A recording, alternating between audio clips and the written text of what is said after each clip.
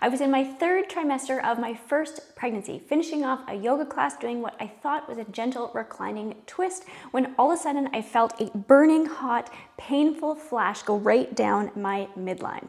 So looking back, I definitely caused my 4-finger diastasis recti gap, which I ended up with after my pregnancies, and I only wish that I knew then what I know now, because it is possible to reduce or prevent diastasis recti. Even for my third pregnancy, even though I had previously had diastasis recti, I was able to reduce my diastasis recti a lot and recover very quickly within about 6 to 8 weeks implementing strategies. The first common mistake that can make diastasis recti worse is leverage twist. So this is exactly what I had done, but another common one that I see is even a twist where you're grabbing your knee and twisting yourself around, and this is pulling on those weakened and already stretched out muscles. It is true that sometimes we have to turn to reach something, and that's okay. You want to exhale, engage your core before you twist, but that's different than a leverage twist where you're twisting your body into that shape. Number 2 is to practice belly breathing. So it is true that we don't want to do chest breathing and be breathing really shallow into our chest. And so I hear a lot of times that people are practicing belly breathing, especially to help relax and get rid of stress, and they'll breathe into their belly, expanding into your belly. But that is stretching out those muscles even further. Instead, we want to practice 360 breath or umbrella breathing, where we're breathing into our ribs, our side and back ribs especially, and so expanding through our ribs, and so that we're not stretching out through our abdominals any more than we have to. Mistake number 3 is to just let your belly flop out or hang out, especially when we are in all 4 positions.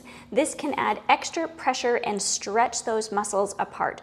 So it's important that when you're in this position to exhale and hug your baby in, which is going to protect your core. You could also use a belly wrap, or you could use kinesio tape to help add that extra support and hold those muscles together.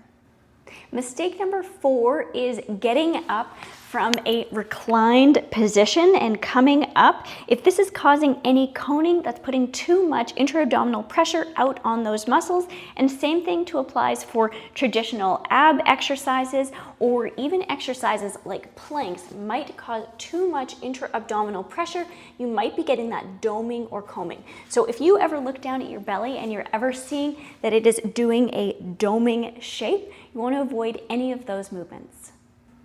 Number 5 is to not engage, hug your baby in, or brace your core before doing any heavy lifting, or if you're exercising, doing the hard part of a move. So if you're doing a knee thrust, you'll want to exhale, hug in your baby before you're thrusting your knee up to protect your core.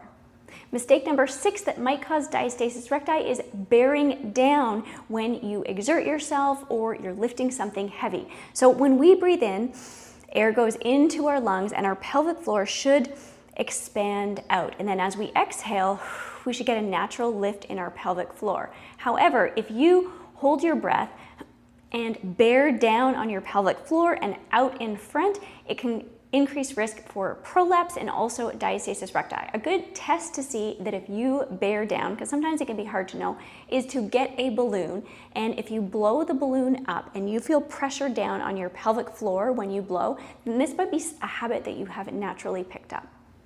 So again, this circles back to when we are exerting ourselves and exhaling, we want to lift our pelvic floor and zip up, hug in our baby as we're doing the exertion part. 100% of moms at the end of pregnancy and right after will have some diastasis recti, but by the 6-week mark of healing, we want it to be down to less than 2 fingers at the belly button, and we also want it to be functional. We want it to be bouncy so your fingers aren't sinking in, and you can also measure how high and how low it goes. We also want it to be functional, so you don't want to be getting any pain, any bulging, coning, leaking, or back pain. Of course, strengthening our deep inner core muscles are also going to be helpful. I'm going to link to the whole playlist for diastasis recti there. And if you do have diastasis recti, I will link to my guide on how I healed my forefinger diastasis recti gap.